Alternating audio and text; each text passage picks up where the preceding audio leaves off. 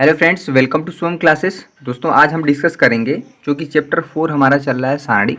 उसमें एक बहुत ही इम्पॉर्टेंट टॉपिक है कि आव्यूह का सखंडज यानी कि एडजॉइंट ऑफ ए मैट्रिक्स। कोई एक मैट्रिक्स दिया हुआ है, चाहे वो 2x2 ऑर्डर का हो, चाहे वो 3x3 ऑर्डर का हो, उसका सखंडज आव्यूह कैसे निकालते हैं। मैंने बताया था कि जो आव्यूह और सारणिक है कैसे एक दूसरे से रिलेट है, एक दूसरे से जुड़े हुए हैं। आप सोच रहे होंगे कि चैप्टर चल रहा है सारणी का, लेकिन यहाँ पे बात हो रही है आव्यूह की। तो मैंने पहले ही बताया था कि दोनों चैप्टर एक दूसरे से रिलेट करते हैं, जुड़े हुए हैं, भाई बहन का रिश्ता है। कहीं ना कहीं ये मिलते रहेंगे, बिछड़ते रहेंगे, ठीक है। तो यहाँ पे आपको समझना पड़ेगा कि किसी आव्यूह का सखंडज कैसे निकालेंगे, क्या क्या स्टेप है, उस चीज़ को हम एक एग्जाम्पल के माध्यम से क्लियर करते हैं। एक आव्यूह दिया है 3x3 ऑर्डर का, जो 457234987 यानी कि आव्यूह है 3x3 ऑर्डर का।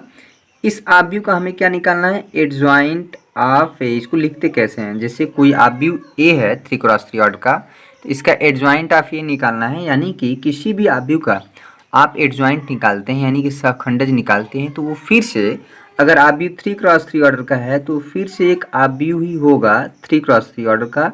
लेकिन उसमें क्या क्या निकालना है, तो दोस्तों सबसे पहले जो इम्पोर्टेंट चीज़ है कि इसमें 9 एलिमेंट हैं, तो 9 एलिमेंट का आपको को फैक्टर निकालना पड़ेगा, जो कि हम पहले बता चुके हैं। को फैक्टर का मतलब है यहाँ पे आपको सखंड आव्यूह, ठीक ना। सखंड निकालना पड़ेगा प्रत्येक अवयव का। यहाँ पे 9 एलिमेंट हैं, तो यहाँ पे सखंड निकालने के लिए हम बताते हैं C11, ठीक है। यहाँ पे क्या है, C12 C13 को फैक्टर, यानी कि हिंदी में सखंड बोलते हैं। दोस्तों, अगर आप चैनल पर नए हैं तो प्लीज़ चैनल को सब्सक्राइब कर लीजिएगा, वीडियो को लाइक और साथ में बेल आइकन को दबाना ना भूलें। आपको प्रतिदिन मैथमेटिक्स में क्लास 12th में वीडियो आपको मिलता रहेगा। यूपी बोर्ड के लिए स्पेशल वीडियो है, ख़ास करके जो भी बच्चे अगर ये सीबीएसई बोर्ड में भी जो है जो हिंदी मीडियम जो चूज़ किए हुए हैं, तो उनके लिए भी ये वीडियो फ़ायदेमंद होता है। चैप्टर 4 चल रहा है और ज़बरदस्त तरह से हम लोग जो है कंटिन्यू कर रहे हैं। 27 जून को रिजल्ट आ जाएगा यूपी बोर्ड का। उसके बाद जो है और भी तेज़ी से हम लोग सिलेबस को और साथ में टेस्ट वगैरह भी हम लोग ऑर्गेनाइज करेंगे। 1 तारीख से 1 जुलाई से आपको बोर्ड पे हम लोग मिलेंगे पढ़ाते हुए, ठीक है। यहाँ पे निकालना पड़ेगा C21 यानी कि दूसरा रो और पहला कॉलम जो एलिमेंट है उसका को फैक्टर निकालना पड़ेगा। यहाँ पे C22, यहाँ पे C23, क्लियर है। तो पहले सप्पा निकाल लेते हैं। यहाँ पे हो गया C31, यहाँ पे हो जाएगा C32 और यहाँ पे हो जाएगा C33, ठीक है। तो क्या करते क्या है, अच्छा एक चीज़ और हम पहले क्लियर कर देते हैं कि यहाँ पे 1 + 1 2 होगा। 2 एक सम संख्या है तो यहाँ पे प्लस होगा। 1 + 2 3 हो जाएगा और 3 एक विषम संख्या, तो इसके बाहर क्या हो जाएगा, माइनस हो जाएगा। इसके बाद फिर जो भी आएगा देखा जाएगा। C13 1 और 3 को ऐड करेंगे 4 होगा।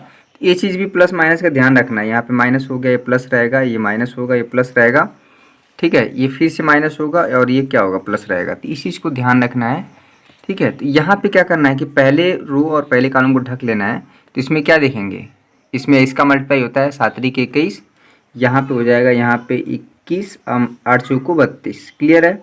ये प्रत्येक एलिमेंट का निकालना पड़ेगा। यहाँ पे पहले से माइनस है यानी कि C12 पहले पंक्ति और दूसरे कॉलम को ढक लेना है। तो दोस्तों क्या होता है, 2 का मल्टीप्लाई 7 में होगा तो 7 दूना के 14, यहाँ पे हो जाएगा, यहाँ पे 14 - 36, क्लियर है। यहाँ पे C13 निकालना है, यानी कि फिर से यही चीज़ थोड़ा सा बोरिंग लगता है, लेकिन आपको हर हाल में निकालना पड़ेगा। यहाँ पे देखिए 2 का 8 में मल्टीप्लाई होगा 16, फिर माइनस लगा के 9 का 3 में, तो 27 हो जाएगा। यहाँ पे हो जाएगा 16 - 27, क्लियर है।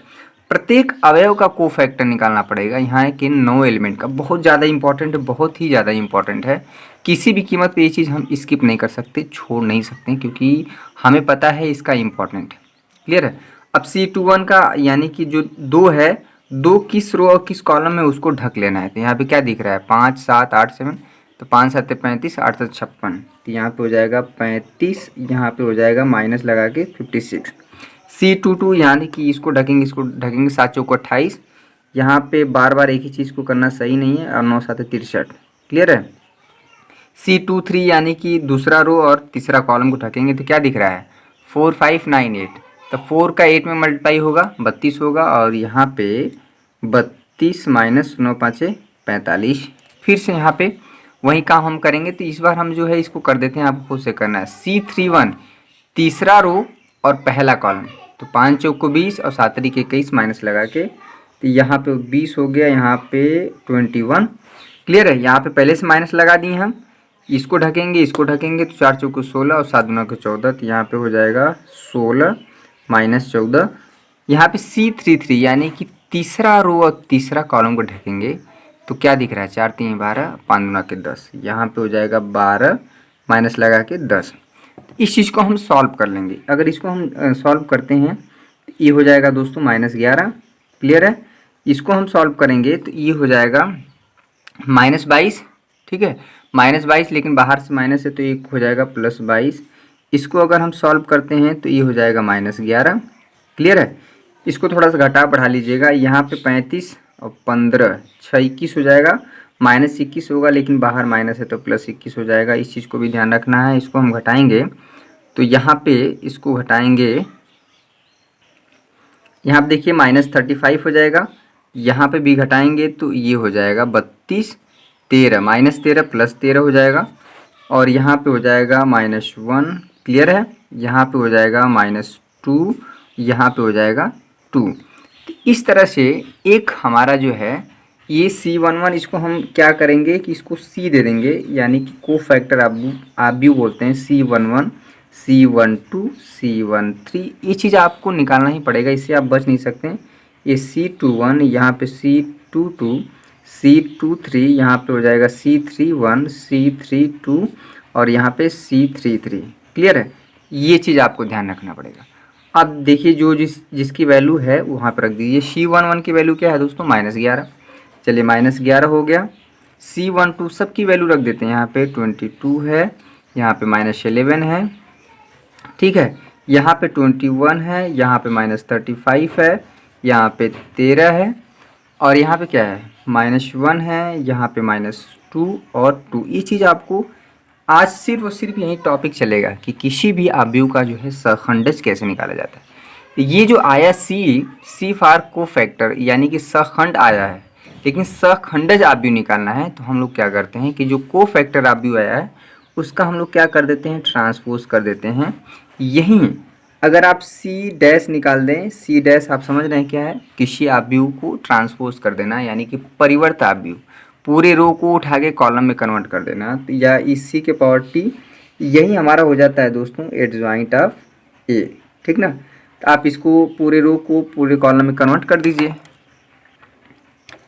देखिए यहाँ पे ये -11 22, यहाँ पे इसको रो में है तो -11, यहाँ पे 22, इसको कर दीजिए -11, ये हो जाएगा 21 -35, ये हो जाएगा 13, ये -1 -2 और यहाँ पे हो गया 2।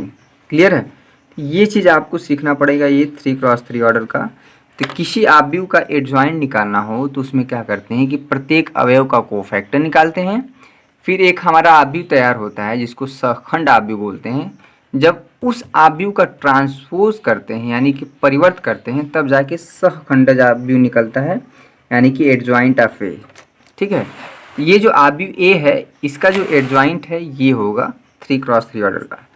तो मेन जो चीज़ है कि इसमें C11 यानी कि को फैक्टर निकालना प्रत्येक अवयव का। ठीक ना, C11 C12 C13।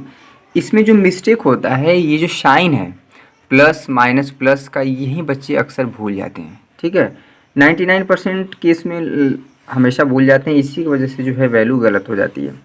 तो यहाँ पे अगर 3x3 ऑर्डर का आव्यूह है तो यहाँ पे 9 एलिमेंट का कोफैक्टर निकालना पड़ेगा, और 2x2 ऑर्डर का आव्यूह है तो यहाँ पे आपको सिर्फ और सिर्फ 4 एलिमेंट का कोफैक्टर निकालना पड़ेगा, फिर उसका ट्रांसपोज कर देंगे। ठीक है। तो ये चीज़ पूरा हमें करना है किसी आव्यूह का सहखंडज निकालने के लिए। कुछ प्रॉपर्टी है दोस्तों, थोड़ा सा हम इसको सीख लेते हैं, उसके बाद हम सीधे एक्सरसाइज 4.5 में चलेंगे। दोस्तों एडजॉइंट के संबंध में एक बहुत ही ज़बरदस्त प्रॉपर्टी है यहाँ पे कि ए कोई n कोटि का, n कोटि का मतलब है कि n क्रॉस n। ठीक है, n क्रॉस n का मतलब 2x2 हो सकता है, 3x3 ऑर्डर का हो सकता है, 4x4 ऑर्डर का कोई भी आव्यूह हो सकता है। तो ये चीज़, ये जो प्रॉपर्टी हमेशा होल्ड होती है कि किसी आव्यूह को उसके एडजॉइंट से मल्टीप्लाई करें, या एडजॉइंट को पहले जो इस आव्यूह का जो एडजॉइंट निकालेंगे उसको पहले मल्टीप्लाई करके उस आव्यूह के साथ मल्टीप्लाई करें, तो ये वैल्यू जो है ये कुछ नहीं आएगा, जो वो आव्यूह है ना, जो अगर 3x3 ऑर्डर का आव्यूह है तो उसके डिटरमिनेंट की वैल्यू निकाल दीजिए। और I for identity matrix, identity matrix अगर आव्यूह 2x2 ऑर्डर का है तो आइडेंटिटी मैट्रिक्स हमेशा 1 0 0 1, अगर आव्यूह 3x3 ऑर्डर का है तो आइडेंटिटी मैट्रिक्स 1 0 0 1 0 0 0 1, ठीक है। अगर 4x4 ऑर्डर का है तो 1 0 0, इस तरह से डिपेंड करता है कि ये n क्या है। तो बहुत ही इंपॉर्टेंट चीज़ है कि बहुत बार पूछता है कि कोई आव्यूह ए दे देगा, पूछेगा कि a इंटू एडजॉइंट ऑफ ए निकालिए, ठीक है। तो बहुत बच्चे क्या करते हैं कि ये प्रॉपर्टी नहीं जानते हैं, तो उस आव्यूह को एडजॉइंट निकालते हैं और साथ में उस आव्यूह ए के साथ उसका मल्टीप्लाई करते हैं, तो बहुत ज़्यादा समय लग जाता है। अगर ये प्रॉपर्टी जानते हैं कि सीधे उस आव्यूह के डिटरमिनेंट की वैल्यू निकाल दीजिए और आइडेंटिटी मैट्रिक्स के साथ मल्टीप्लाई कर दीजिए, तो ये रिजल्ट जो है सेम आ जाएगा। बहुत ही इंपॉर्टेंट है, बहुत बार कॉम्पिटिटिव एग्जाम में 99% चांस रहता है ये पूछने का, which of the following is true, इसमें से निम्नलिखित में से कौन सा कथन सत्य है। बहुत ही इंपॉर्टेंट है, इसे दिमाग में रख लीजिए। कुछ और डिफिनीशन है, उसके बाद सीधे हम एक्सरसाइज आएंगे 4.5 में। एक डिफिनीशन है, यहाँ से क्लियर हो जाएगा कि कोई आव्यूह, जैसे मान लीजिए कोई भी आव्यूह दिया है, वो चाहे किसी भी ऑर्डर का हो सकता है, वो चाहे 2x2 ऑर्डर का, क्लियर है, चाहे वो 3x3 ऑर्डर का कोई भी आव्यूह, मान लीजिए यहाँ पे ये x है, यहाँ पे कोई आव्यूह है यहाँ पे 4x4 ऑर्डर का, तो ये आव्यूह व्युत्क्रमणीय आव्यूह कहलाएगा, चाहिए, ठीक ना। हमेशा स्क्वायर मैट्रिक्स की बात हो रही है, ठीक है, जिसमें कि नंबर ऑफ रो यानी कि पंक्तियों की संख्या, नंबर ऑफ कॉलम स्तंभों की संख्या बराबर हो, तो ये आव्यूह ए व्युत्क्रमणीय आव्यूह तब कहलाएगा। व्युत्क्रमणीय देखें, इंग्लिश, हिंदी और इंग्लिश में थोड़ा सा अंतर पड़ जाता है।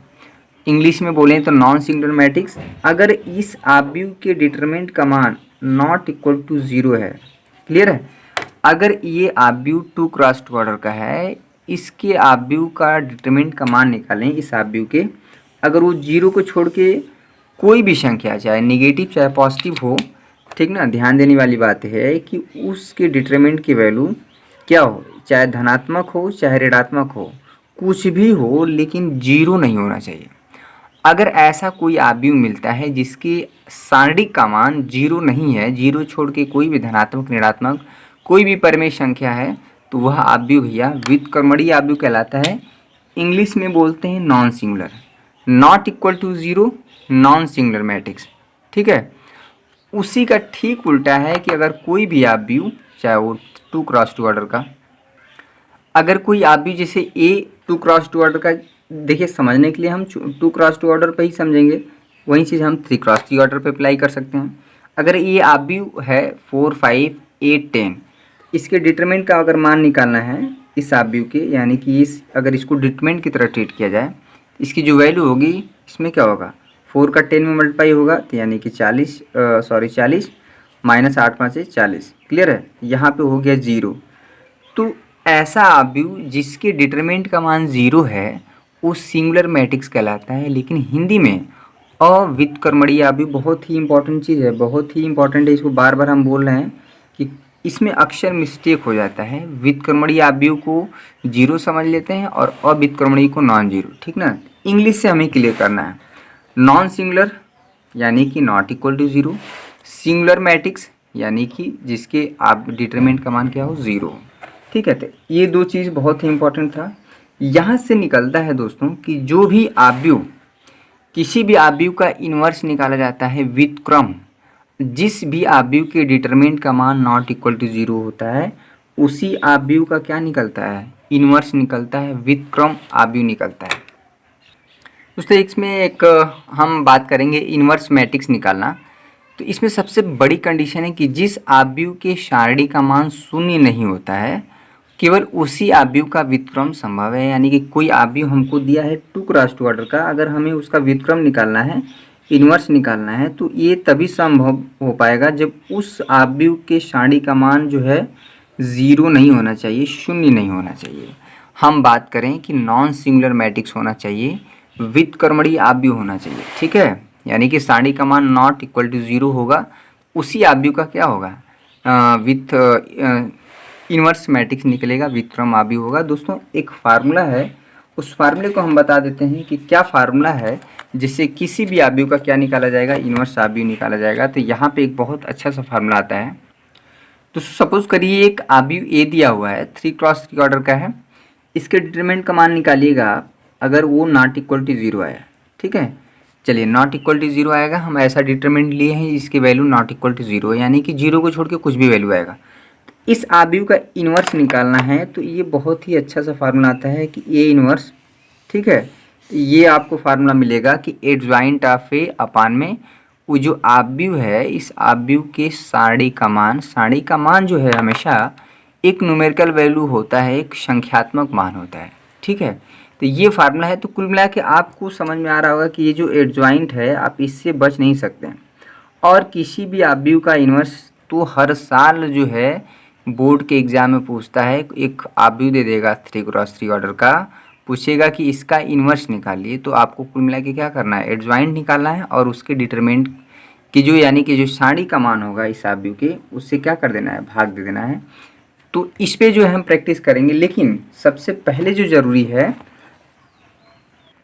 देखिए प्रश्नावली 4.5 में आ जाइए। मात्र हम आपको 2 क्वेश्चन दे रहे हैं, एक क्वेश्चन नंबर 1 और क्वेश्चन नंबर 2, जिसमें बोल रहा है कि प्रत्येक आव्यूह का क्या निकालिए, सहखंडज निकालिए यानी कि एडजॉइंट निकालिए। बहुत इंपॉर्टेंट है, ये 2x2 ऑर्डर का है और ये 3x3 ऑर्डर का है। ठीक है, तो इसके बाद जो है यहाँ पे भी आप देख सकते हैं ये सारे क्वेश्चन में क्या करना है, व्युत्क्रम निकालना है, इन्वर्स निकालना है। तो इस क्वेश्चन को अभी छोड़ दीजिए, जो क्वेश्चन एडजॉइंट निकालने वाला है उसको आप स्वयं से करेंगे। यहाँ पे हम आपको एक क्वेश्चन और दे देते हैं कि क्वेश्चन तो आप करने के लिए कोई भी आव्यूह बना सकते हैं। ये जो आव्यूह है इसको हमें क्या करना है, सत्यापित करना है कि a इंटू एडजॉइंट ऑफ ए ये इसके बराबर होता है। तो क्वेश्चन नंबर 24 जो कर सकते हैं, जो कि उदाहरण का है। तो 2-3 क्वेश्चन आप करिए।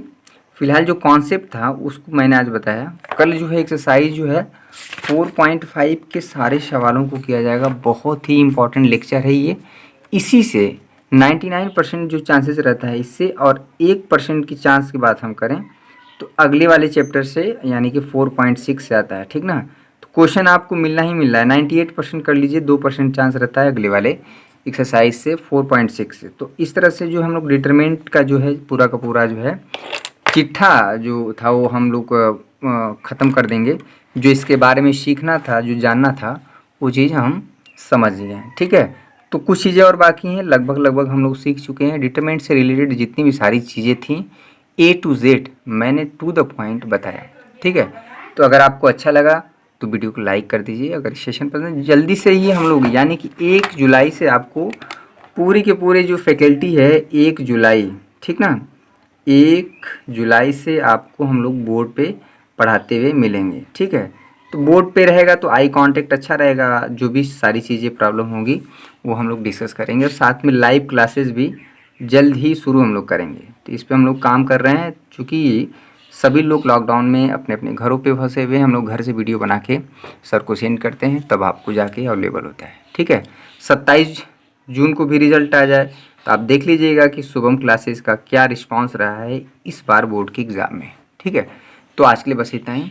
बहुत बहुत धन्यवाद। पढ़ते रहिए, मुस्कुराते रहिए, खुश रहिए, और बिल्कुल भी प्रेशर मत लीजिए। थोड़ा थोड़ा करके हम लोग पढ़ेंगे, लेकिन कंटिन्यू पढ़ेंगे। धन्यवाद।